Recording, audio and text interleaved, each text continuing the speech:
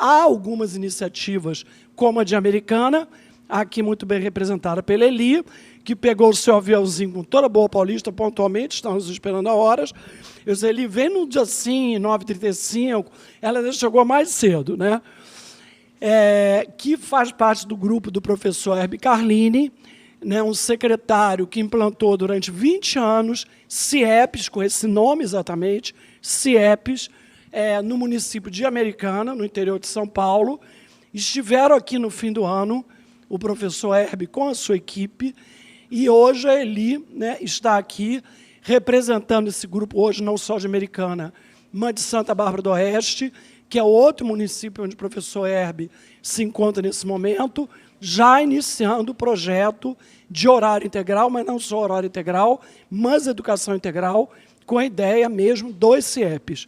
Não saberia nem dizer se lá ele vai dar esse nome. Então, também em Santa Bárbara do Oeste, o professor Herbie está chamando CIEPs. Então, quando a gente fala os CIEPs do Rio de Janeiro, eu quero dizer que hoje existem os CIEPs de Americana e começaram a existir também os CIEPs Santa Bárbara do Oeste.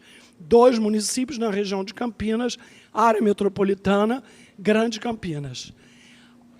Olha, as nossas visitas estão chegando, por favor. Né? Guta, que veio representando Cecília Conde, que está com um problema seríssimo nas pernas. Paulo Ribeiro. Olha, tem gente que diz que ele parece Darcy. Paulo não escolhe, não. Fica em pé, porque tem umas... Gente, ele parece Darcy. E quando ele fala, eu vejo Darcy. Olha, o Pablo Gentili, que não tem nada esotérico, ele diz que quando te viu, achou que tinha tido assim, uma revelação. Eu não sei se é coisa de argentino acadêmico, entendeu? Porque ele diz que não acredita em nada. Aí depois ele diz que quase teve uma revelação. Né? Então, estou contando um pouco aqui, enquanto você não chegava, a nossa ideia. Né? E eu acho que ninguém melhor para abrir, né? O que falaram do nosso reitor, já está subindo? Tá. Tive o nosso reitor de manhã, ele está na casa, assim, enlouquecido, que ele chegou de viagem ontem, mas ele faz questão absoluta de vir aqui, não só acabar de assinar o nosso convênio, como de te dar um abraço e tal, inclusive quer até conversar com você e te propor já algumas coisas dentro do convênio, ainda para esse ano. Tá? Então, gente, olha, eu queria convidar o Paulo e a Guta, representando a Fundar, representando o Darcy, representando a nossa história, representando a animação cultural, representando a Cecília, para fazer parte dessa mesa, e também meu colega Gênesis, um dos animadores culturais mais brilhantes, que hoje é nosso professor substituto, também da UERJ, lá na FFP de São Gonçalo. Então, que os 3 já tomassem aquele lugarzinho na mesa. Vocês viram que, sem nenhuma revelação, está lá a Cecília Conde, comigo e o Darcy, na posse do Darcy, na Academia Brasileira de Letras. Olha, aqui na UERJ nunca ninguém viu essa foto, viu? Essa foto aqui é para esse nosso momento lindo, como diz Roberto Carlos. Gênesis, você vai fazer aquela... Vai chegar. Ah, tá, porque o grupo que o Gênesis coordena vai fazer aqui um fechamento à la Darcy, então ele não quer sentar na mesa, porque ele tem uma parte importante aqui que cabe a ele nesse latifúndio. Boa tarde. Estão me ouvindo? Agora. Boa tarde, senhoras e alguns senhores aqui presentes. Muito prazer que eu estou nesse evento promovido pela Faculdade de Educação, em contato com a Fundação Darcy Ribeiro. A professora Lia Faria, digníssima diretora da faculdade, eu conheço há muitas décadas e que vem correspondendo aos interesses da instituição na promoção de novas atividades na educação. Como vai, professora? Sou Paulo Ribeiro. A Guta, que é representante da Cecília Conde, tem um problema claro. de saúde. O presidente da Fundação Darcy Ribeiro, que assinaríamos hoje o convênio, espero que promissor, com muitas atividades. No decorrer desses anos, professores aqui da universidade, a professora Evelyn Stein, a queridíssima amiga de muitos anos, todos aqui presentes. Acho que Darcy Ribeiro representa para o Rio de Janeiro e para o Brasil muito. Primeiro porque ele ele recupera a qualidade do intelectual que produz corajosamente ensaios, né? Ensaios sobre o Brasil, ensaios sobre o pensamento brasileiro, ensaios sobre a educação nacional. Que andamos perdendo, como intelectuais, essa coragem no decorrer das décadas. Acabamos repetindo palavras já ditas por outros e com muita pouca coragem de estabelecer novos paradigmas para o país e para a educação nacional. E mais ainda, uma pessoa, eu tive o prazer de conhecê-lo, através do então reitor Rézio de Albuquerque Cordeiro, eu tive algumas reuniões com o professor Darcy, e a sua sedução intelectual era invejável. Poucas pessoas seduziam com tanta facilidade na retórica, no discurso, na reflexão ousada, na coragem intelectual, como o professor Darcy Ribeiro, que não só antenado com o seu povo, antenado com o seu país, antenado com as populações mais desfavorecidas, antenado num diálogo com os pensamentos e os pensadores brasileiros e o pensamento brasileiro. Vai dialogar com Silvio Romero,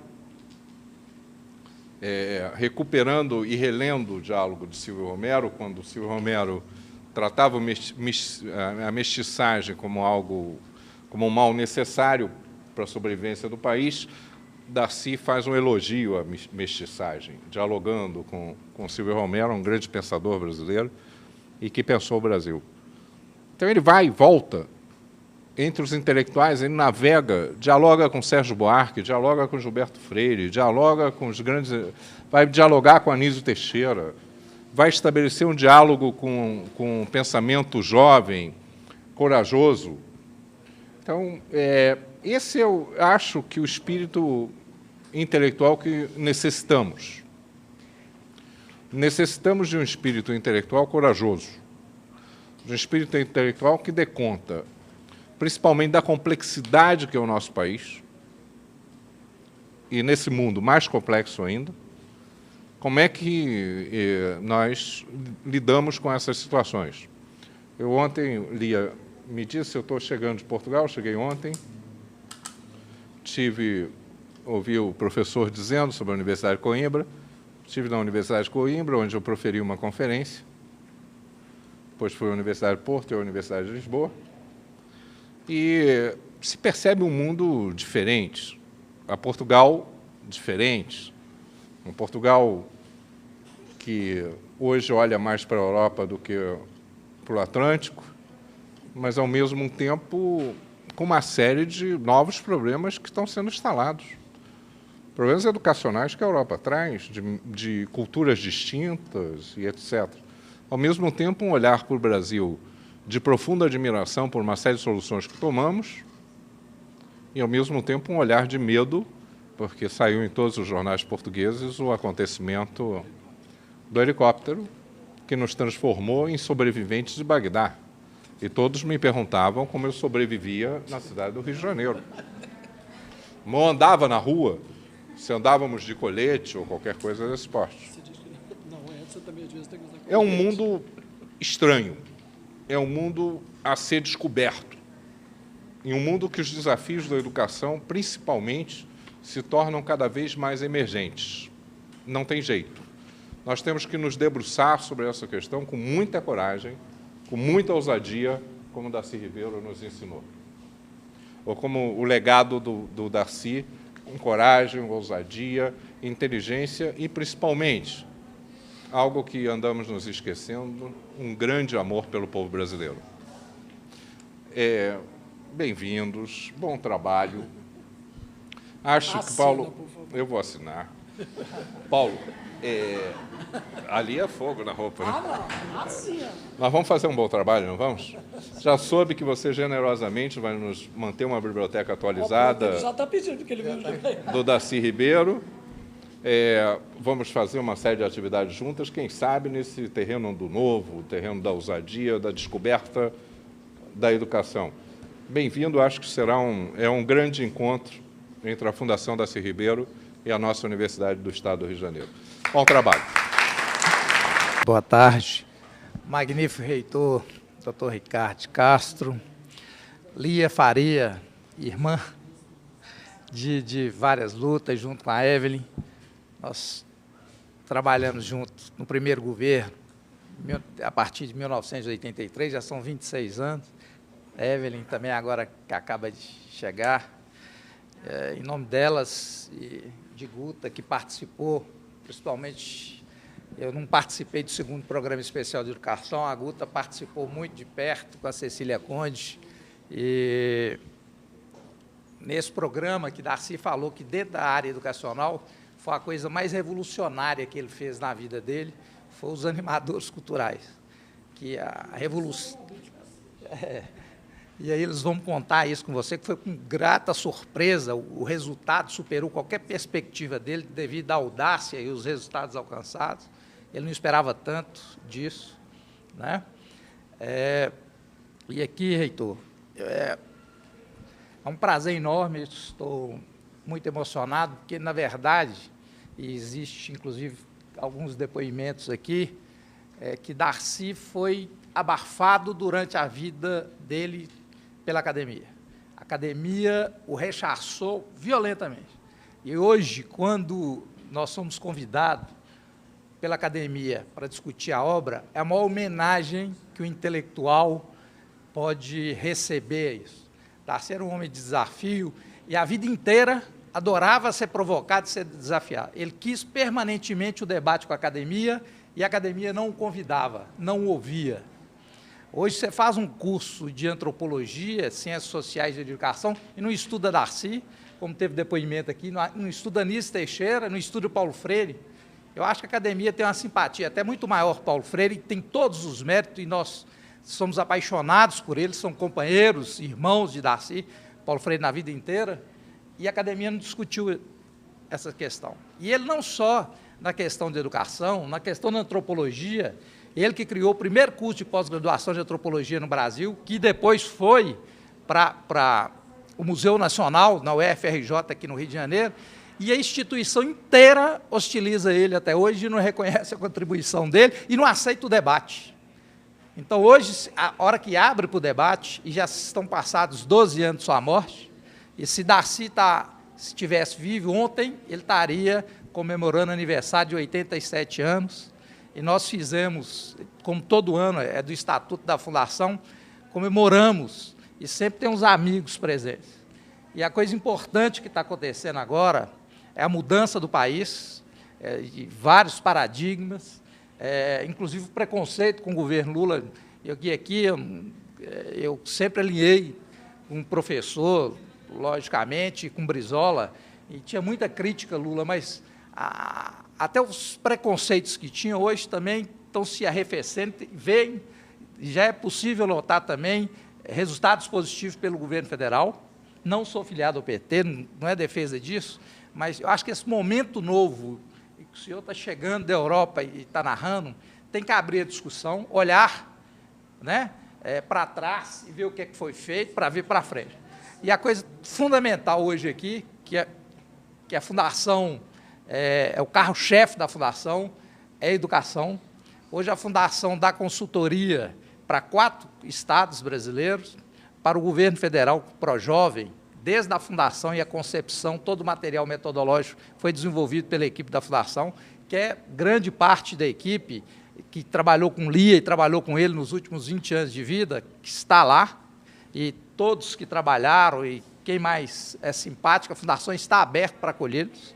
Nós temos um acervo, hoje, digitalizado e totalmente organizado, financiado pela FAPERJ. Agora, ontem, nós assinamos com o BNDES, que vai organizar o acervo de Berta, a sua primeira esposa, e digitalizar todo esse acervo, aberta a consulta, e nós queremos discutir prioritariamente a questão da escola de horário integral.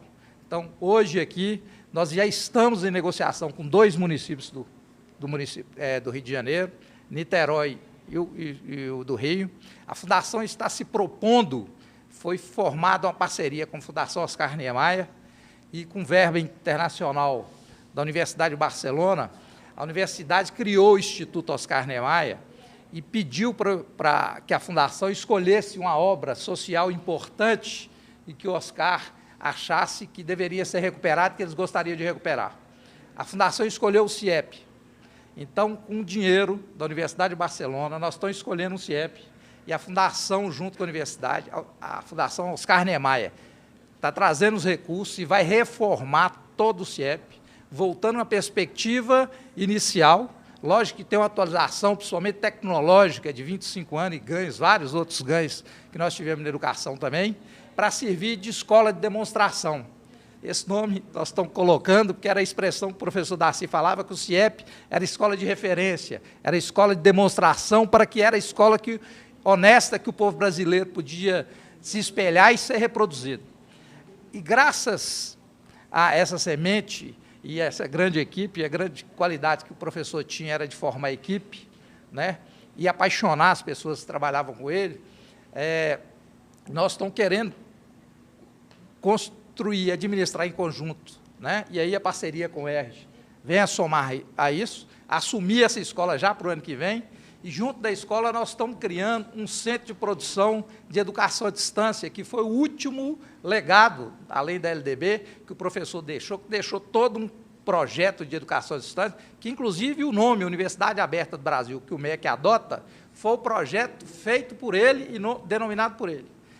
O Paulo Renato, inclusive, contratou, foi o primeiro projeto que a Fundação realizou no ano de 96, foi criar a proposta da Universidade Aberta do Brasil, que era o instituto, ele queria que a Fundação fosse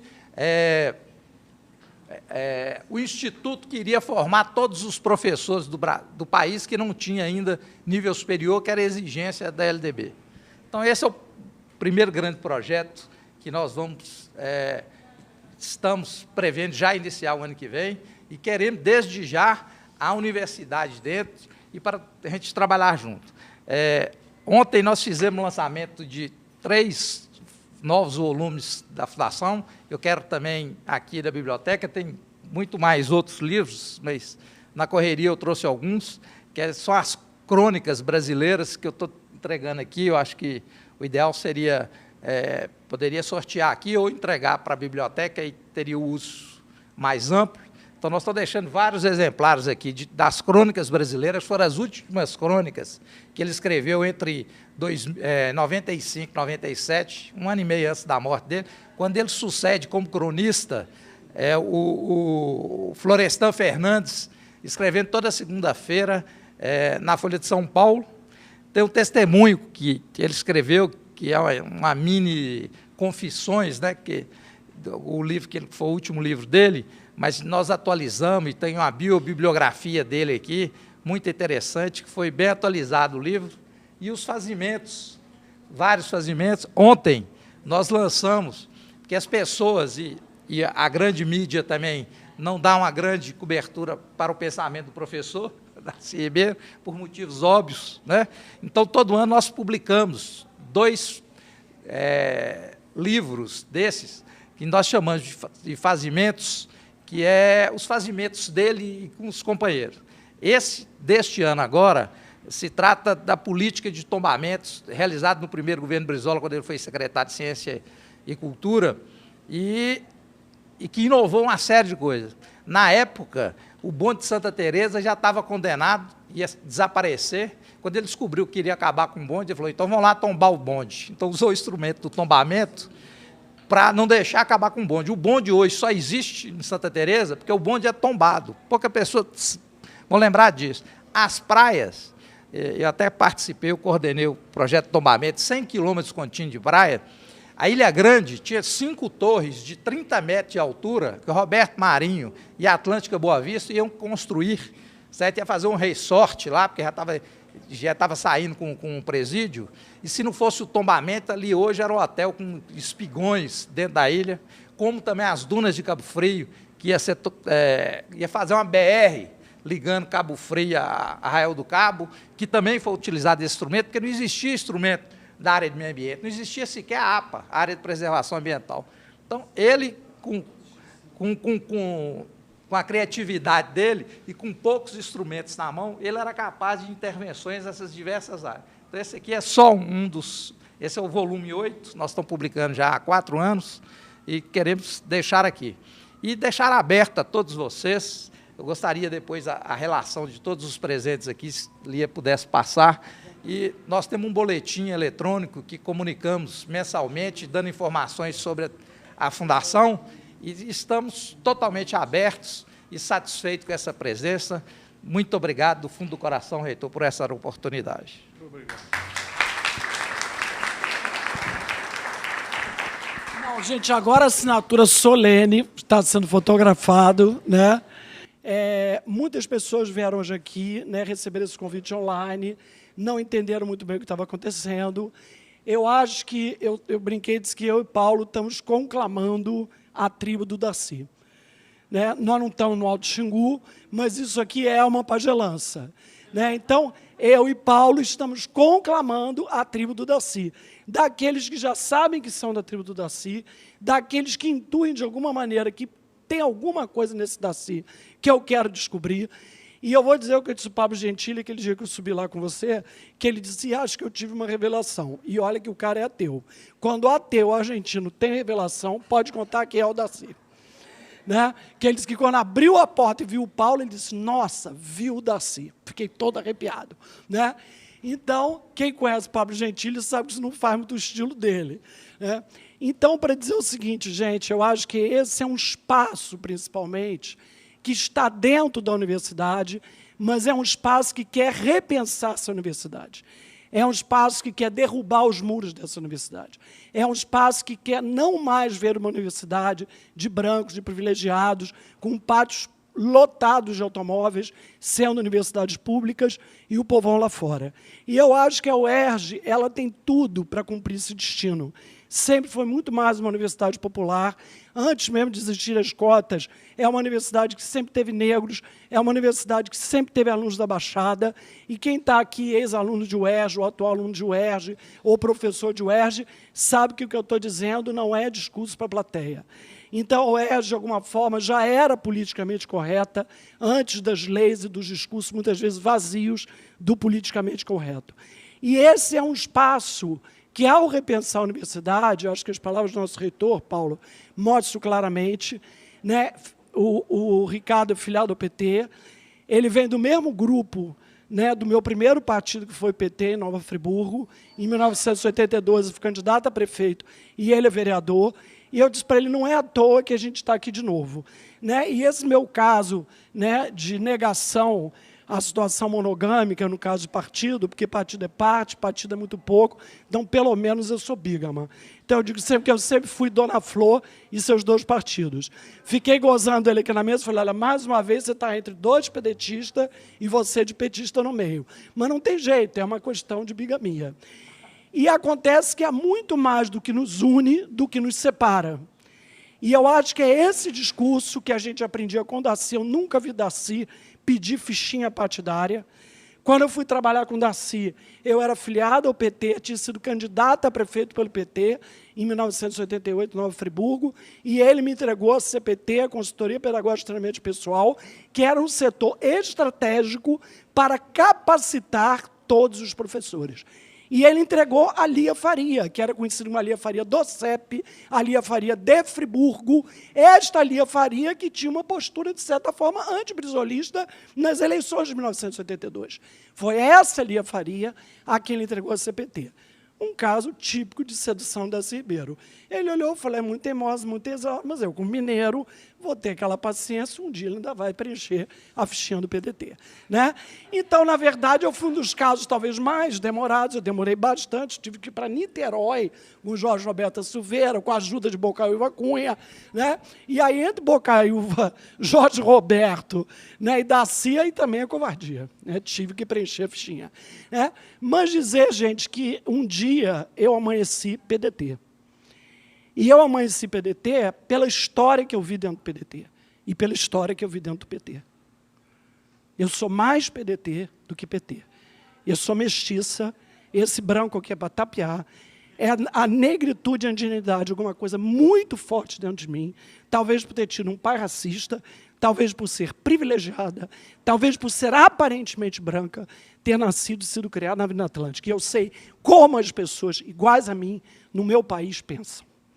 Eu não quero ser igual a elas. Eu não quero. E depois, então, que eu conheci o Darcy, eu tive claro que eu não quero ser igual àquelas pessoas, quando ele dizia, eu quero estar ao lado dos derrotados, mas eu não quero estar do lado dos que venceram. Isso vale para a universidade. Se eu tiver que optar na universidade pelos excluídos dos currículos Lattes e das honrarias acadêmicas, eu prefiro estar ao lado de vocês, os meus alunos, a turma da graduação, a turma do mestrado. Aqui tem gente de São Paulo, de universidade privada. Isso aqui é a tribo do Darcy. Eu aprendi com o Darcy que o que une a gente é a utopia. O que une a gente é o sonho.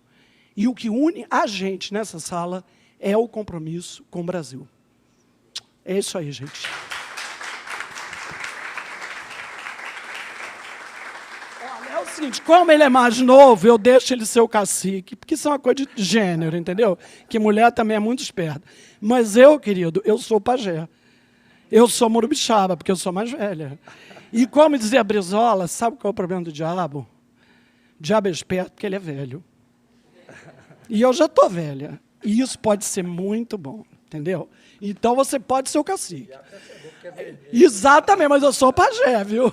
Bom, agora com a palavra nossa Guta, que eu gostei muito das palavras do Paulo sobre o que é essa animação cultural. Essa animação cultural é o bicho. Tem 2 representantes ali também, depois, que vão dar continuidade após a fala da Guta. Boa tarde. Bem, eu sou Maria Augusta Bittencourt. Eu vou fazer um estudo sobre numerologia, porque em vários lugares as pessoas me chamam Maria Augusta, e se me chamarem de Guta, ninguém sabe quem é. E em outros, é ao contrário. Bem, eu quero agradecer estar aqui, né? A Cecília me falou ontem à noite, né, e a Lia me convidaram ontem à noite para vir falar sobre animação cultural. Eu tenho sempre um enorme prazer, dei uma ajeitada no que eu tinha que fazer, cheguei lá da UF agora, e sempre tenho muito prazer. Eu acho a animação cultural é ainda precursora, né?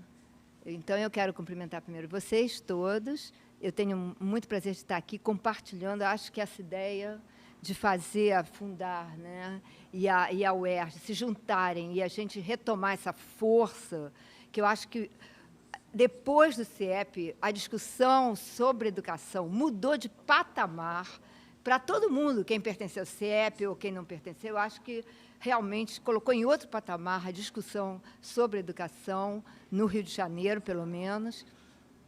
E eu acho isso ótimo, estar aqui com vocês e estar podendo depois participar das outras, que com certeza eu vou vir participar. Porque ficou, eu acho que para todo mundo que trabalha no CIEP, ficou uma falta muito grande, né, de você poder continuar. Você caiu, quer dizer, quem continuou na educação caiu um pouco assim, num deserto, né, de não saber com quem, como dar continuidade àquelas ideias, onde estivesse.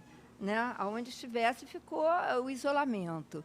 E eu acho que é ótimo poder, agora, nesse momento, retornar. Eu acho que as coisas têm um momento certo também. Né? Eu estou vindo lá da UF e estava numa reunião sobre patrimônio, cidade e educação. E é claro que... Ali a Mota estava lá. Mas é claro que o Darcy foi lembrado, porque ele foi um precursor. Muito tempo depois, em 2000, veio a lei do patrimônio imaterial. Né? Agora, isso, quando o Darcy tomba o bonde de Santa Teresa, né? O bonde de Santa Teresa não é cal e pedra, né? Não é que os tombamentos eram feitos de quê? De construções. Quer dizer, o bonde de Santa Teresa é um meio de transporte, não é uma coisa parada, não é uma coisa. Então já é uma outra maneira de ver o que é um bem cultural, né? Uma forma de transporte, né? Outro tombamento pelo qual ele foi lembrado hoje foi pela Pedra do Sal, porque a Pedra do Sal é que está permitindo que as pessoas descendentes de africanos lá naquela região estejam pleiteando serem considerados quilombolas e fazerem todo um movimento cultural em cima da história daquilo. Quer dizer, eu acho que ele é muito precursor, né? E a animação cultural, nesse sentido, muito mais ainda, porque a animação cultural feita dentro da educação, a animação cultural trabalhava com o quê? Com a cultura imaterial, que hoje em dia a Unesco, o MINC, o IFAM trabalha, mas, naquele tempo, o principal da animação cultural era trabalhar o quê? Com a cultura imaterial, não é? Só que de uma maneira muito consistente, porque tinham muitos CIEPs, 400, 500 CIEPs, que fizeram ao todo, e que tinham uma massa de pessoas, né, de crianças lá, 1000 alunos, pelo menos, que eram ligados a tantas famílias, né? Quer dizer, então, tinha uma consistência de ser um trabalho feito no dia a dia, de ser um trabalho elaborado nos mínimos detalhes, é onde se formam as mentalidades, né? Então, eu acho que é um trabalho precioso e totalmente precursor, e que hoje as pessoas estão retomando de outras formas, mas não tem a consistência na educação de um trabalho assim até hoje, eu acho. Um trabalho assim de mudança de mentalidade em relação à cultura, à diversidade cultural, como a animação cultural teve, né? Eu acho isso, né? Agora, aí eu não sei exatamente, eu acho que todo mundo aqui conhece a animação cultural, eu não sei exatamente, mas eu gostaria de retomar um pouquinho como é que foi essa formação, né, da animação cultural, né, que era a escola, digamos assim, tradicional, fazia porque aquelas crianças não eram a criança modelo da escola, né? Então, eu acho que esse princípio foi levado ao máximo com esse trabalho, quer dizer, com a constituição de como a gente vai fazer isso se materializar, né, totalmente, né? Quer dizer, a cultura dessa criança, a forma de viver, as suas condições econômicas, suas condições de moradia, a sua fala, como isso pode ser realmente valorizado dentro do dia a dia, do cotidiano, dos conteúdos curriculares, como que isso pode chegar a acontecer, né? Eu acho que, claro que todos os professores tinham essa discussão, só que precisava de ter um tempo, um olhar e uma sensibilidade especiais para poder ficar lá vendo exatamente qual era a especificidade de cada uma daquelas comunidades, de cada uma criança. A escola, eu acho que a escola trabalha com um número grande, né? A escola trabalha de uma maneira que leva assim a uma padronização. De alguma forma tem que levar. Tem um currículo que é nacional, né? Então, ela tende a isso, né? Ela trabalha também com a disciplina, porque tem todas aquelas crianças ali, em algum momento eles têm que se organizar em grupo, e com controle. E a animação cultural, ela trabalhava no sentido de buscar exatamente aquilo que não era padrão. É como buscar o desenvolvimento daquela pessoa nas suas singularidades, né? Como colocar as singularidades dentro daquele programa todo que tinha que ser dado na escola, dentro da disciplina da escola, dentro do dia a dia da escola. É claro que isso não foi digamos assim, uma tarefa, ou não foi um fazimento, não foi uma prática fácil e sem embates e sem problemas dentro da escola, né? Claro que teve muitos problemas, mas o principal, que eu acho que a animação cultural, nos lugares em que ela conseguiu ser bem-sucedida, claro, eu acho que foi muito pouco tempo de animação cultural sendo feita com todo o apoio que ela precisava, porque quando acabou o governo do Brizola, em 94, a coisa ficou muito diferente. Mas, quando ela conseguiu realmente se fazer, em lugares, por exemplo, em que tiveram o primeiro programa e o segundo programa, ou então em lugares que teve só o primeiro programa, mas que aconteceu, a coisa deslanchou, principalmente os diretores e os professores viram é que, em vez de ter mais um trabalho, ter mais uma coisa trabalhando diferente, em outro ritmo, com outras questões dentro da escola, o que as diretoras, o testemunho das diretoras foi exatamente que elas conseguiram o principal, que foi a cooperação de todos, dos alunos, das famílias, na educação, naquilo que a escola devia fazer, na prática pedagógica. Porque aí, quando tem a cooperação, quer dizer, quando o aluno quer, quando a família quer, quando a comunidade em volta quer, todo mundo está trabalhando, quando consegue, quer dizer, e a cultura tem isso, né? A cultura, quando consegue dar voz a todo mundo, quando consegue abrir um espaço, acolher tudo aquilo, e quando a pessoa consegue se expressar ali dentro, sentir ali a sua casa, o lugar onde ela pode se sentir identificada, se identificar com aquilo ali, aí a coisa deslancha de uma maneira incrível. E a gente tem isso acontecendo até hoje, né? Tem alguns CIEPs em que, até hoje, eu não estou dentro da Secretaria Estadual, eu também me aposentei na Secretaria Municipal de Educação do Rio de Janeiro, mas, às vezes, eu visito, por exemplo, um CIEP que eu acho fantástico, que é o em Magé. Bom, eu não me lembro exatamente o número do CIEP, mas que, hoje em dia, eu vou lá, está acontecendo tudo, e os alunos antigos voltam sempre, porque eles querem continuar participando, né? Porque lá tem um estúdio de gravação, né, onde as pessoas do local e os alunos gravam e aprendem música e fazem música. Tem um lugar de artes plásticas que todo mundo pode ir lá fazer, que os alunos fazem. Quer dizer, aquilo funciona realmente como um centro cultural, um centro de referência daquela comunidade. Não é um centro cultural qualquer, é um centro da cultura dali, que conseguiu se expandir, que conseguiu também o Deneir, né? Eu acho que quem está aí conhece o Deneir.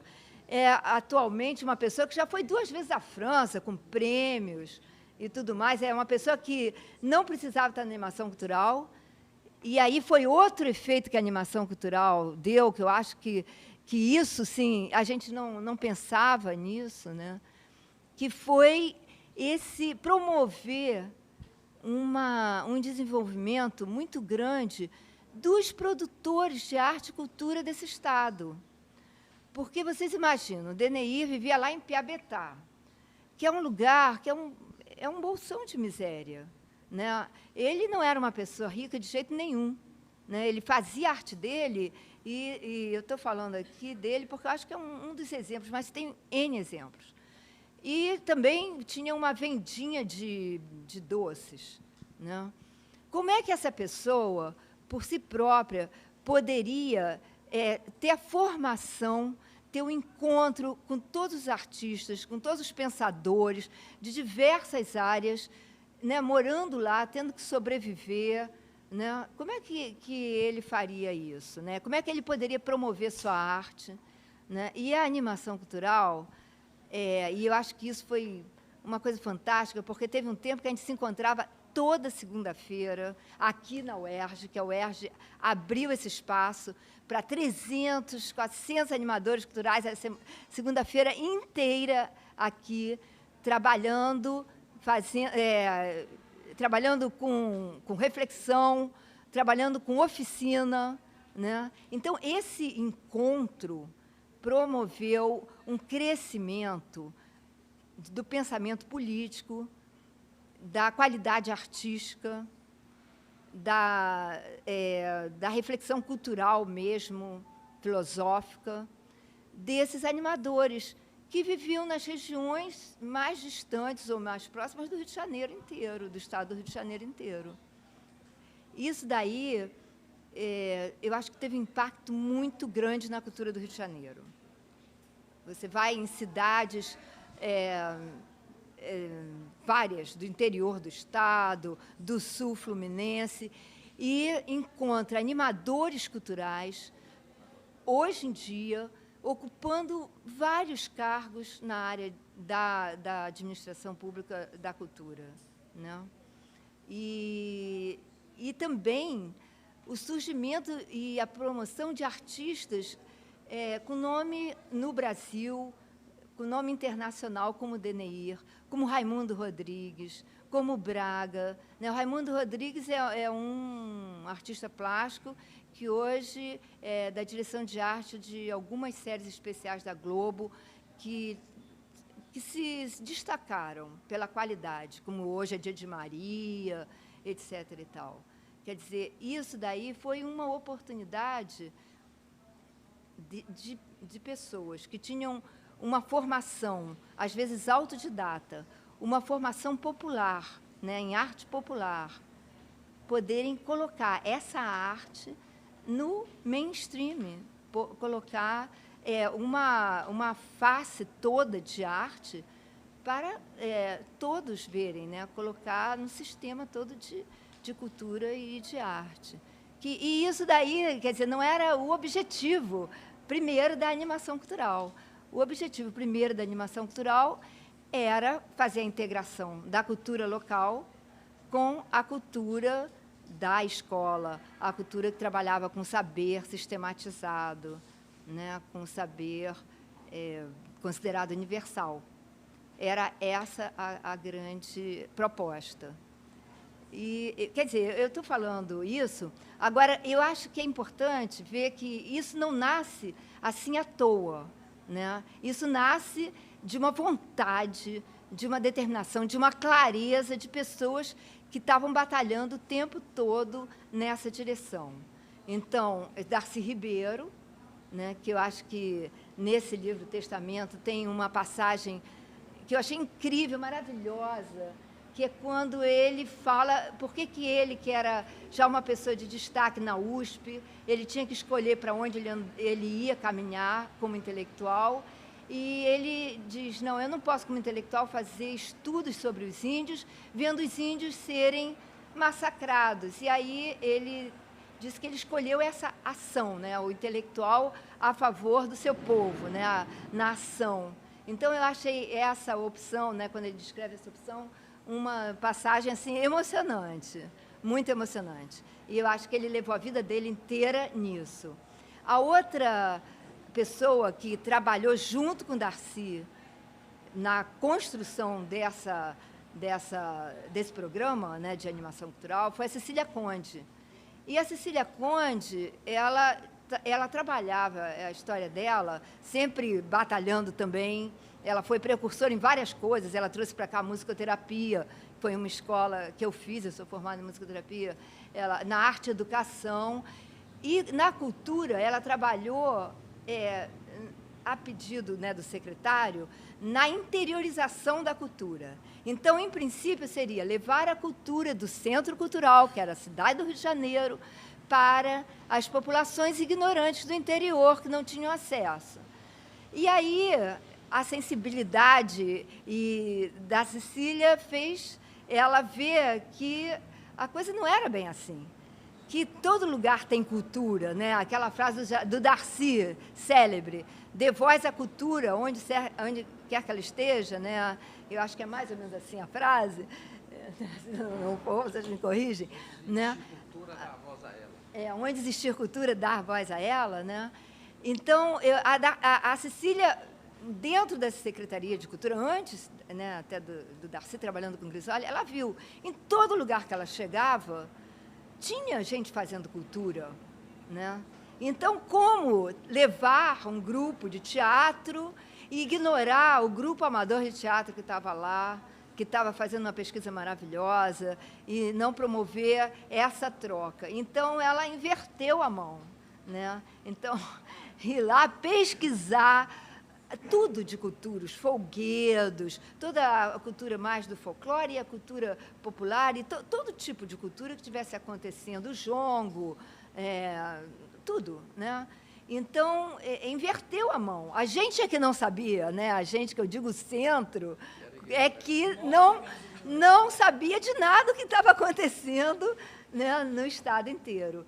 Então, a partir dessa, e também a Escolinha de Arte do Brasil, do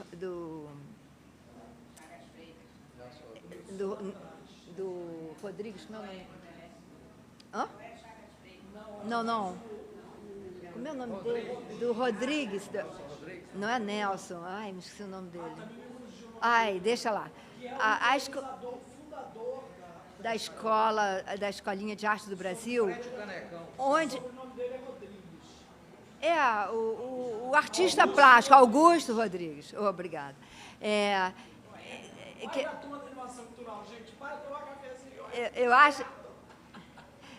Eu acho que ali reuniu...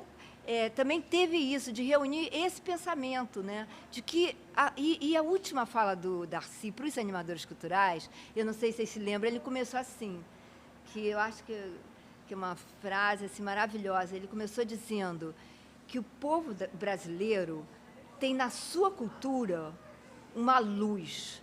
A luz do povo brasileiro está na cultura, porque o povo brasileiro é muito massacrado, né? A grande parte, a gente tem muito problema.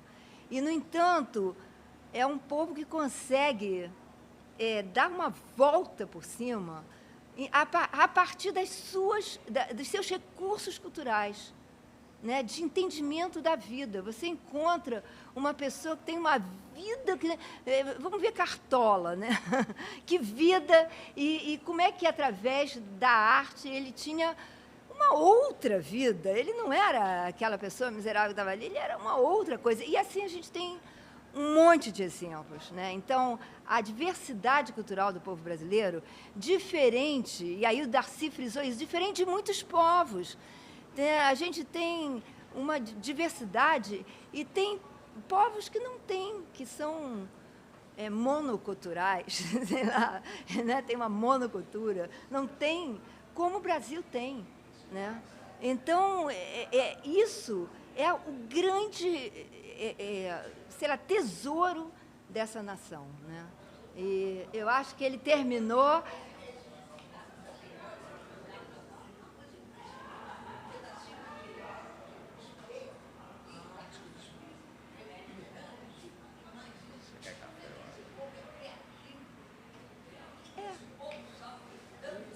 Pois sofre, mas também dá a volta por cima a partir da sua cultura, porque ele não é oprimido.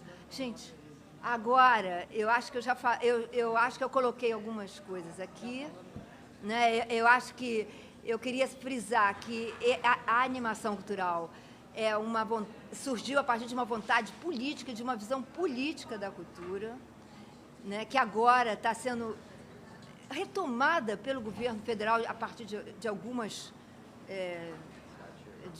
coisas, mas eu acho que a animação cultural ainda é muito importante de se refazer, porque é dentro da escola e a educação precisa da cultura.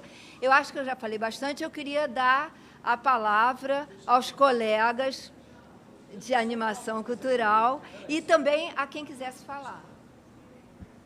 Bom, gente, vamos aplaudir aqui Guta, tá?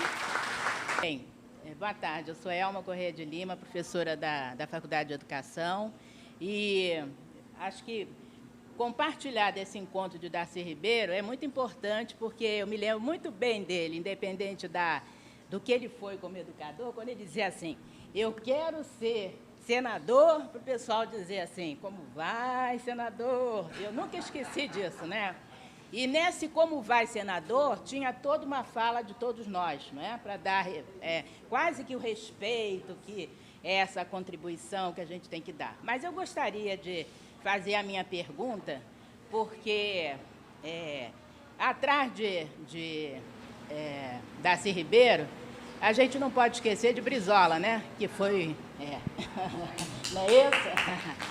Porque foi um político que aqui no Rio de Janeiro ele poderia ter dado prioridades a outras temáticas, mas ele preferiu dar prioridade a quê? À educação. E foi aí que a gente teve, durante anos a gente não vai precisar construir escolas, que os brizolões estão aí.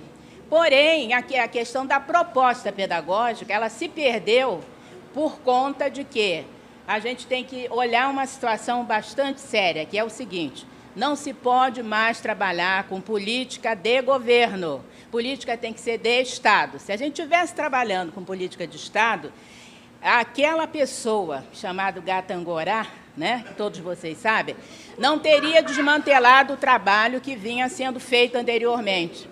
E aí a gente teve um baque, e os brizolões hoje, eles já não podem contar mais com aquela proposta anterior, que foi tão bonita, tão valorosa.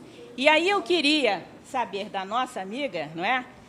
Como é que Darcy utilizou todo esse encontro, quer dizer, as idas lá, porque eu tenho essa história do Estado do Rio, porque eu trabalhei desde a fusão, e eu era uma supervisora, então eu ia para esse Estado do Rio todo. Então, eu acho que é assim, quando a gente quer ver o que está acontecendo lá, em São João da Barra, lá em Petrópolis, lá em Tregia, etc., etc., a gente tem que ir lá.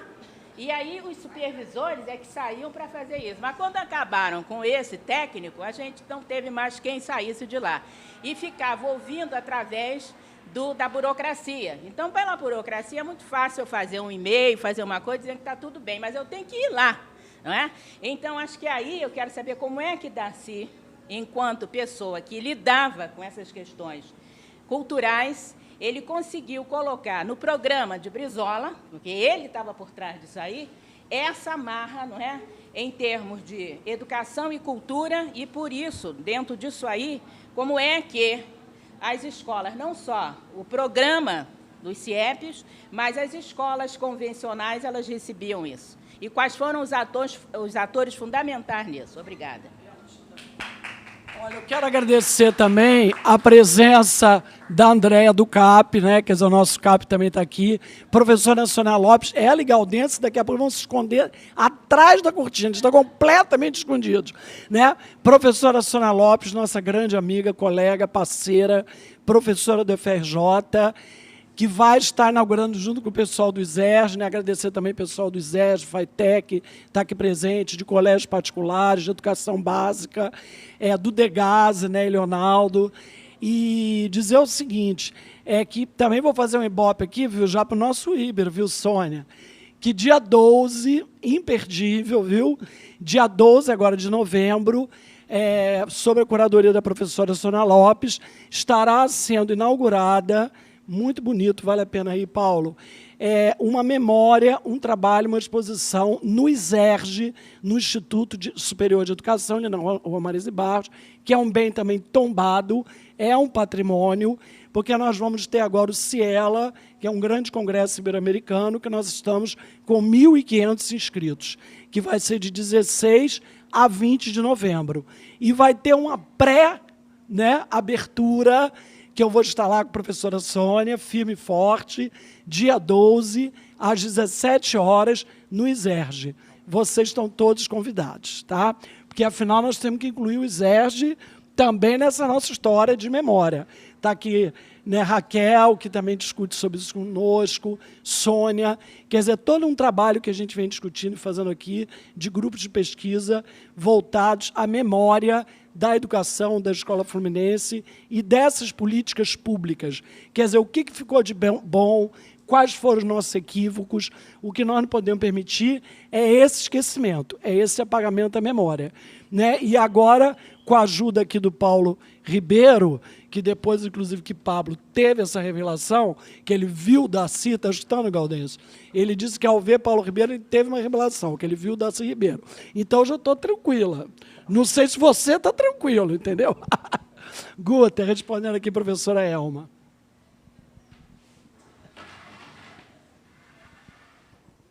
Bem, professora, eu participei da equipe de coordenação da animação cultural no 2º programa especial de educação. No 1º programa, eu participei como professora de arte, de música, no CIEP de Ipanema. Na verdade, eu entrei na administração, quer dizer, fiz concurso porque foram inventados os CIEPs, porque a minha prática era tentar levar projetos culturais para dentro das comunidades. E a última comunidade que eu tinha tentado tinha sido a comunidade de Santa Marta, em Botafogo, e eles disseram: nós queremos que você trabalhe com 1000 crianças o dia inteiro. Quer dizer, eu dizia, eu. Aí, quando veio o CIEP, eu disse, gente, isso vai ao encontro das necessidades, né? Bem, no 2º programa, a gente tinha uma equipe de várias... Quer dizer, a gente tinha um acompanhamento da animação cultural nesses lugares e também participava do acompanhamento que havia com pessoas de várias equipes. Então, todos os CIEPs eram visitados por profissionais da Secretaria Extraordinária e era feito uma avaliação e uma conversa com todo o pessoal do CIEP, com as equipes dos vários projetos, dos vários programas. Então, tinha a cultura, tinha a saúde, tinha a parte de leitura, a parte do audiovisual, né? Toda a parte de pedagogia, propriamente dita, quer dizer, todas os profissionais das equipes visitavam sempre os CIEPs. Então, e a outra coisa também que a gente dividiu, de certa forma, o Estado na equipe de cultura, né, em regiões. Então, cada pessoa da coordenação ficava responsável por acompanhar uma região como um todo.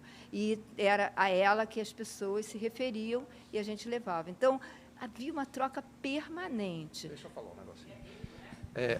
Só para especificar o seguinte, Darcy não era secretário de Educação porque ele não quis ser secretário de Educação, porque Brizola inicialmente ofereceu ele. Ele falou assim, ó, eu vou ficar 80% aqui despachando processo administrativo, eu não, eu quero ser um secretário extraordinário e quero mandar na educação. Lógico.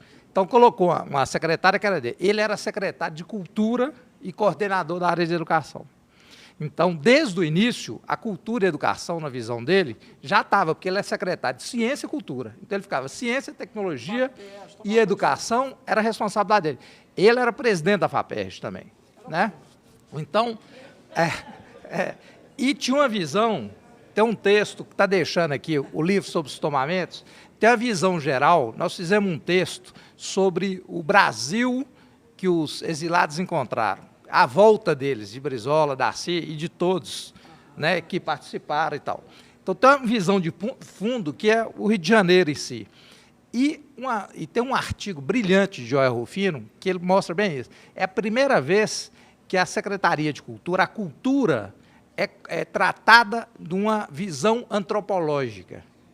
Certo? E, e o grande problema é a questão da educação. Então, na cabeça da Darcy, de todo o trabalho educativo, a cultura é imprescindível. Porque, na verdade, se for discutir isso, a cultura é um degrau até maior. A cultura engloba a educação, na verdade. Não é isso? Olha, eu quero que você fique bem de frente para ele filmar, inclusive, seu modelito. Eu tenho esta camisa também. Faz favor, vai lá. Se identifica e vira para frente. Olha aqui, usa o microfone. Para ele te filmar, por favor. Essa foto é da campanha de 86. Campanha de 86. Boa tarde para todos da mesa, todos presentes. Meu nome, Margarida Mota. Eu sou da terceira idade da UERJ com muito orgulho, porque o meu sonho, sempre, toda a vida sonhei, ser professora. E a luta foi muito grande, que meu pai foi jogado na rua, ia completar 10 anos de casa pela multinacional. É justamente na hora que eu precisava fazer um estudo maior. Então, a luta é muito grande. Eu sou do PDT, sou 25 anos militante, então eu estive com o Darcy há muito tempo, e até naquele estádio, eu fiz bonés das crianças na campanha de Darcy Ribeiro, bonés com a fotografia dele para as crianças distribuir para todos, de jornais de propaganda do PDT. Então, a minha luta foi muito grande. A minha luta foi da seguinte forma. Eu sou professora de corte e costura. Eu sou de artesanato. Eu sou professora de salgados, doces, bolos confeitados, etc. Mas não era aí. Eu queria saber mais até hoje. Eu tenho sede de saber, mas não para levar para o túmulo, para erguer esse Brasil, para erguer essa minha pátria. Então, é o seguinte, lutei, artigo 99, supletivo, aí fui para o TED, fiz datilografia, hoje sou professora de datilografia, fiz estágio lá no TED, e quem fez com que eu fosse para Copacabana para ser professora depois de um estágio lá no TED. Então, o meu sonho foi realizado. O meu sonho foi realizado porque eu cheguei, graças a Deus, com muitas graças a Deus, até o meu curso próprio em Botafogo. Então, a minha vibração era muito grande. Até dentro da minha sala, todas as classes, aquelas pessoas que trabalhavam em casa de família, que vinham à noite no 8 horas, 9 horas, aqueles comerciários, aqueles que ficavam no mercado. Então, dentro da minha sala de aula, tinha advogados e advogadas.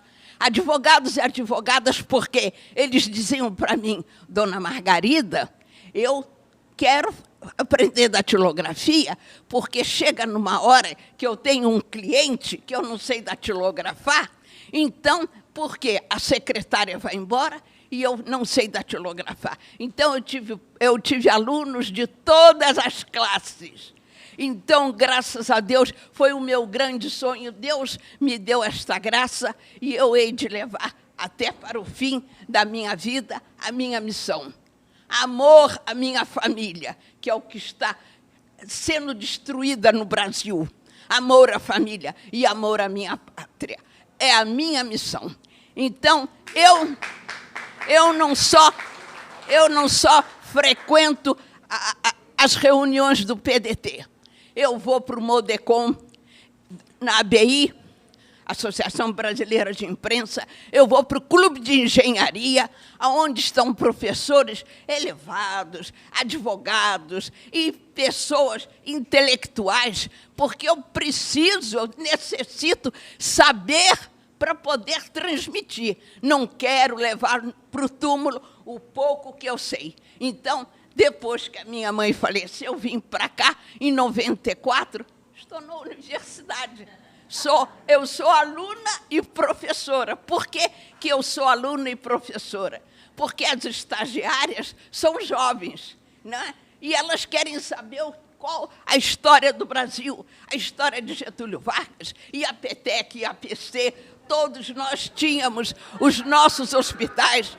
A mulher hoje pode falar como eu estou falando, porque foi Getúlio Vargas que deu o direito de voto à mulher.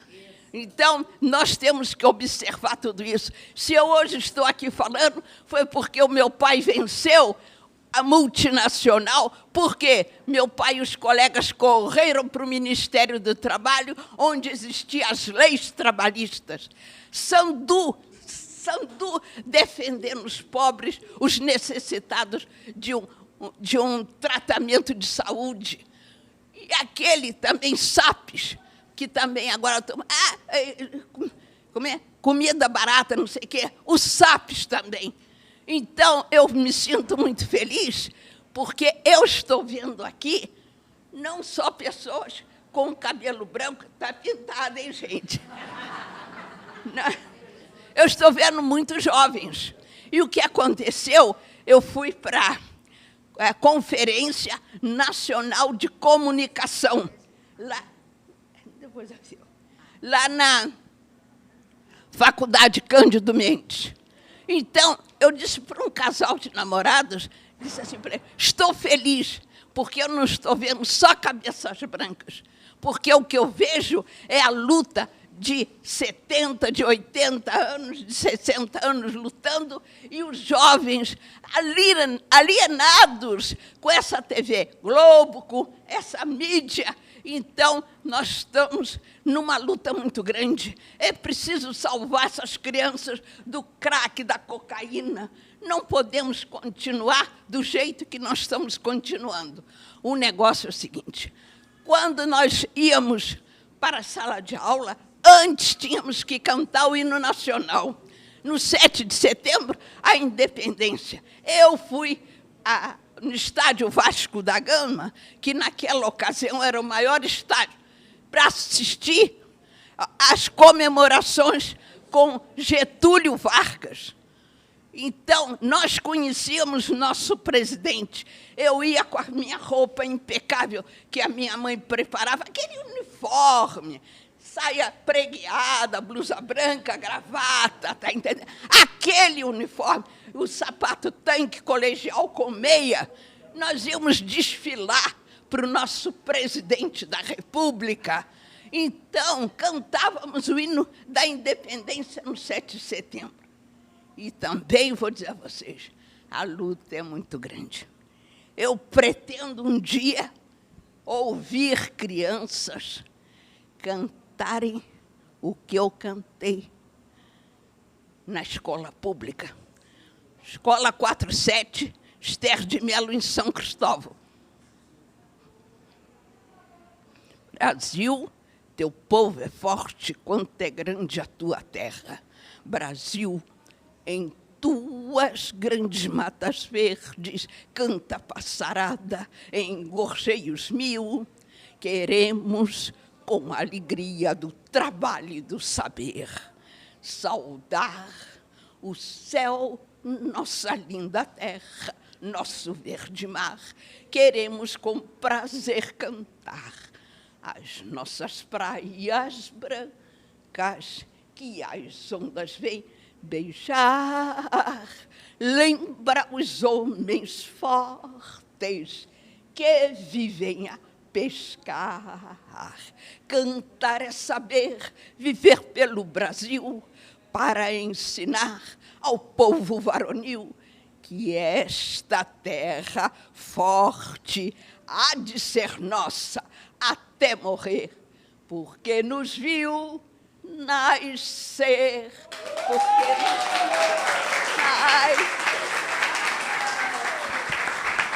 Olha, eu estou dizendo que Darcy, Paulo Freire e Brizola estão conspirando lá em cima, viu? Como eu disse, quando a gente começa a chamar a coisa de Darcy, tudo pode acontecer. Pagelança.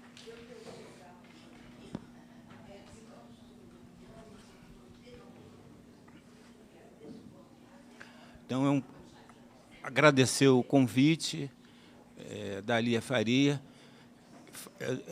acrescentar que em 87, eu era animador cultural no CIEP Sambódromo e tive a oportunidade de idealizar, junto com o Xangô da Mangueira, junto com o coletivo de professores do CIEP Sambódromo, a primeira escola de samba mirim, Corações Unidos do CIEPS.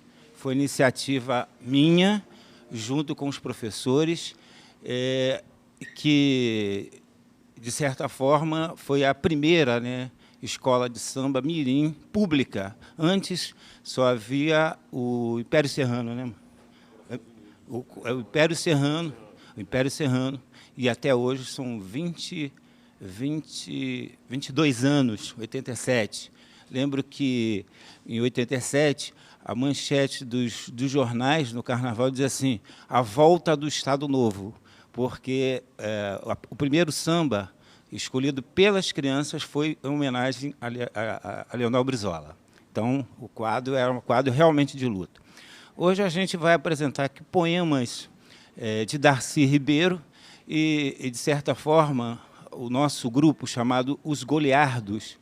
O que eram os Goliardos? Os Goliardos que, desde o século XII, iam de cidade em cidade, principalmente na Europa, fazendo a crítica aos costumes da época, à política, à religiosidade. E é muito interessante essa ligação dos Goliardos com Darcy, no sentido da provocação e no sentido da irreverência. Essa ligação hoje da pagelança falado pela Lia Faria. Apresento aqui Marco Andrade, que vai falar um pouco do seu trabalho como animador e coordenador de cultura, que foi durante um tempo, e a gente vai ler os poemas do Darcy e alguns poemas do Jorge Almeida, o Aljor, que ainda não chegou, mas vamos fazer a leitura dos poemas dele. Bom, boa tarde. Gostaria de agradecer a Lia aí, né? A gente está numa luta há tanto tempo, se esbarrando pelos espaços aí de cultura e de educação, e colocar, quer dizer, eu fui animador cultural também do primeiro programa, né? Que foi uma experiência interessante, porque foi a primeira vez que a cultura, de fato, entrou com a sua cara dentro da escola, né? Dentro do espaço escolar. Provocou alguns conflitos, algumas questões, mas o fundamental é que provocou uma discussão da cultura e da educação no ambiente escolar, quer dizer, em locos.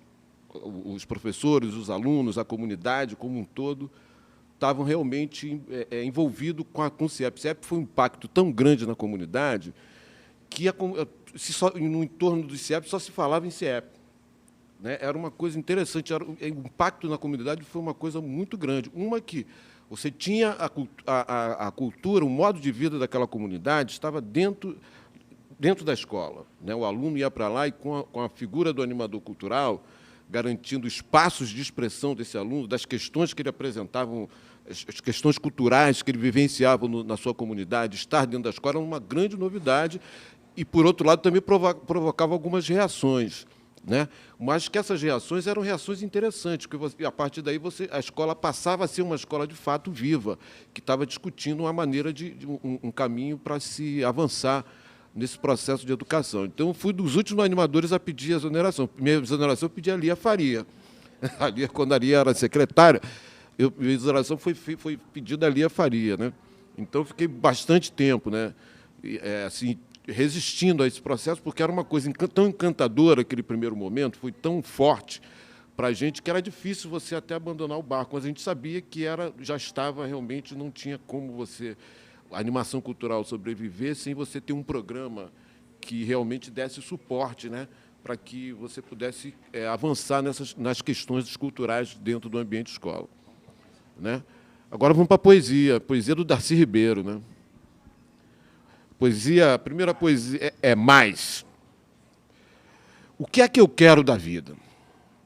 Desta vida que me deu tanto. Quero mais vida, mais amor, até mais dor. Só aqui bebendo nessa noite, bebendo só, eu me pergunto, o que é que eu quero? Acaso me pesa a liberdade de amar? Quisera talvez um novo amor de cabresto? O certo é que em algum momento me dá um novo amor em flor nesta quadra. Haverá na vida coisa melhor? Não sei. Não sei viver sem amar.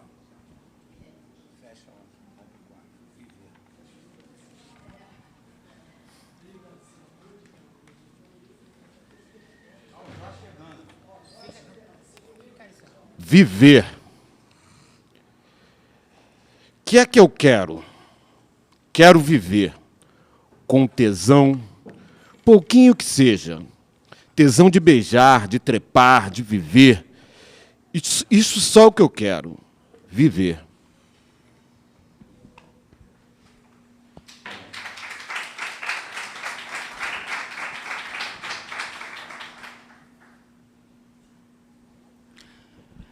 que é que eu fiz? Não fiz de mim. O que é que fiz na vida, da vida? Quem sou eu? Esse eu que me sou, minhas mãos me pendem soltas, inúteis para fazimento. Só servem para escrever, acarinhar, não sei dançar, nunca soube. Olho idiota o céu estrelado, não conheço estrela nenhuma. As árvores, tantíssimas que vi, recordo inúmeros, enormíssimas, não sei quem são. Diante das flores me extasio, tolo, só reconheço rosas, orquídeas e cravos. A música clássica me atordoa, cansa. Quem sou eu, septuagenário, que esgoto meu tempo de me ser aqui? Insciente, perplexo, inexplicado, só cheio de saudades de mim.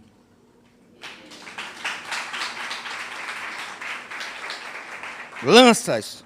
Pus uma lança na lua bem cravada, a de etnólogo, doutor de indianidade. Uma segunda lança lancei. Lá está, trêmula, pregada na primeira, a de educador. Outra lança, ousado, atirei, valha-me Deus, acertou, a de político reformador. Louco, mais uma lança atirei aos céus. Querendo glória, lá está vibrando, romancista sou. Agora, temerário, essa quinta lança disparo, para voar, querendo acertar a de poeta.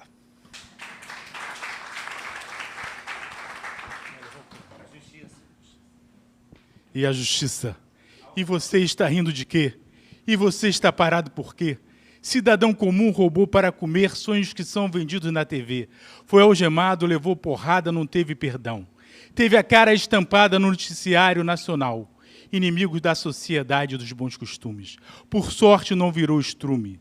E você está rindo de quê? E você está parado por quê? Um dia um policial falou com a arrogância de um americano general. Bandido bom é bandido morto. Bandido bom é bandido morto. Logo mais vamos ter que matar outro. E daí, menos um, comida de mais um urubu. Não mate Catiola, pelo amor de Deus. Não mate Luiz Estevão, pelo amor de Deus. Não mate Daniel Dantas, pelo amor de Deus. Não mate Hugo Chicarone, pelo amor de Deus. Não mate Maluf, pelo amor de Deus. Não mate Deus, pelo amor de Deus. A pena do poeta é a pena da vida. Esse trem é de primeira classe, não tem pobre, negro, índio no seu rol, e almas cebosas passa-se o cerol. Não mate Georgina, pelo amor de Deus. Não mate Hugo Chicarone, pelo amor de Deus. Não mate Daniel Dantas, pelo amor de Deus. Não mate Deus, pelo amor de Deus. A pena do poeta é a pena da vida. Preste atenção, donos do poder. Preste atenção, Lula e FHC.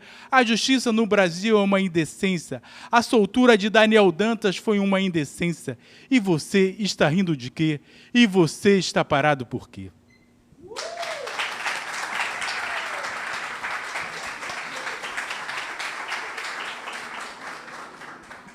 Para fechar, vou fazer 60.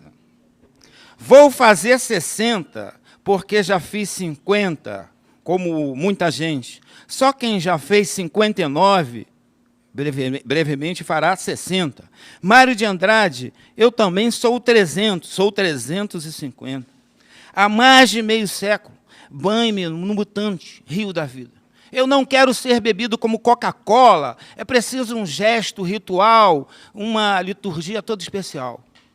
Fico mais radical. Não posso deixar que, como o meu fígado, tampouco que arranque um coração. Eu vou fazer 60, mas não vou fazer 69, hein, gente? Querem que eu ajoelhe, reze, seja temente a Deus, faço orações. Querem que eu bata tambor em nome da afrodescendência? Estou envelhecendo em um barril de carvalho, mestiço e avermelhado. Vou fazer 60, mas não vou fazer 69, hein, gente? As mulheres sabem como se faz um bem vinho raro. Vou fazer 60, minhas pessoas. E também não quero que me peguem no braço, que levantem para eu sentar no coletivo apertado, que me cedam uma vez nas filas que os burocratas inventaram para torrar o nosso saco. Eu vou fazer 60. Não quero que as gatinhas me chamem de tio e os rapazes de senhor. Com toda educação, respeito e decência, eu vou fazer 60.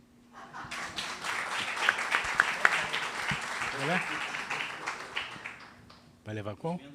O vento de agosto sempre. Estou ele no tempo, João. Bom, esse Ventos de Agosto é um poema do Jorge que ele está situado historicamente naquele momento da distensão, da anistia e tal. Então, eu acho que tem muito a ver com a questão do Darcy, né?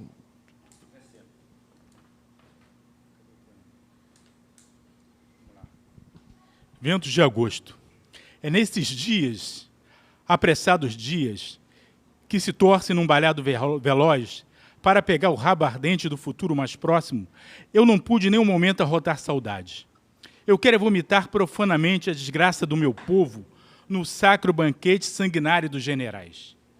Nesses dias, últimos dias de orgias, o sistema sanguíneo dos homens não conduz à estética do prazer. A desgraça passa de casa em casa, arromba portas, fecha portas e janelas, envenena as flores da estante e sai impunemente como uma borboleta amarela.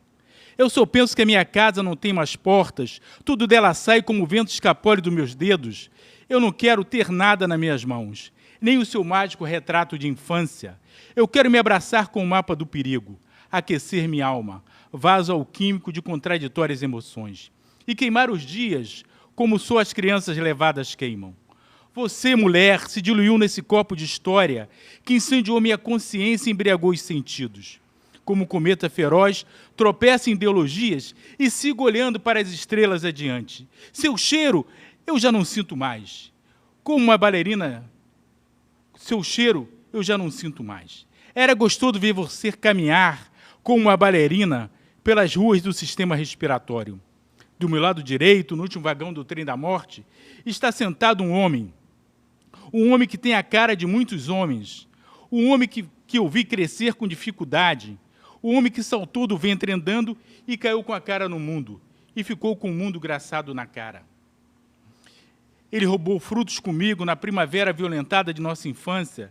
Estou falando de Pedro, que carrega a pedra no olhar. Estão pisando em Pedro Paulo, em Pedro Luzia, em Pedro Paulo, em Pedro Carme, em Pedro Carlos, em Pedro Jorge, em Pedro Tiago, em Pedro Luzia. O trem corre, o ventre corre, nós corremos perigo. João não se irrita com as moscas que passeiam no seu corpo. Paulo acorda os bêbados com o perfume que a sociedade lhe emprestou. Lúcia exibe em praça pública a chaga do momento. Não pude fazer nada com Carlos, André está silencioso. Luzia está morta. Penso em levar o seu cadáver para alimentar os abutres do Planalto. Estou sentindo medo de ser devorado no meio do caminho. O que eu poderia fazer? Eu estava preso nas grades mais selvagens do capital. Quando arrebentei suas muralhas, corri para a rua, onde os homens estavam amordaçados. Dilacerava a minha retina ver o rebanho caminhar para o matadouro. Seus passos silenciosos eram uma sinfonia fúnebre, uma dinamite com vontade de explodir em meus ouvidos. Nas ruas, não havia só ruas e rebanhos, havia luta e sangue sacudindo o coreto constitucional, havia sangue nutrindo o coração da conquista. Eu estava na Cinelândia. A Cinelândia estava em cada homem que fez da cortina, da janela de seu quarto, a bandeira da liberdade dos povos e dos homens. Na garganta enforcada da Cinelândia, evoquei a anistia restrita, velha criança na linguagem dos filósofos solitários. Você emergiu ampla, geral e restrita, com os lábios vermelhos infectados do vírus do amor. Você me beijou igual um cometa vagabundo, contaminou todo o meu ser sem anticorpos para o amor. Doente, fiquei ao seu lado, caminhamos juntos, pisando o negro asfalto das ruas. Dos nossos lábios soltavam palavras de ordem. Eu ainda me lembro. O povo não tem medo. Abaixo o Figueiredo. Liberte nossos presos. Eu procurava o povo em cada esquina. Os lampiões dos meus olhos se apagaram e eu me perdi nessa procura. Os meninos da Funabem gritavam: libertem nossos ladrões, libertem nossos ladrões, libertem nossos ladrões. Eu olhava para você. Eu te via como uma menina levada no trote da história. Eu via você ir como uma pipa de Frederico. Nos ventos de agosto, você sumiu. Você foi embora. No dorso doce dos ventos de agosto, o vento que te levou não foi o vento que lhe trouxe. Eu fiquei feliz por isso. Você foi embora. Eu fiquei gritando pela anistia irrestrita e amargando uma louca vontade de revê-la, ampla, geral e restrita. O que me apareceu foi uma anistia restrita. Tive dificuldade para entendê-la. Porra, ela falava inglês.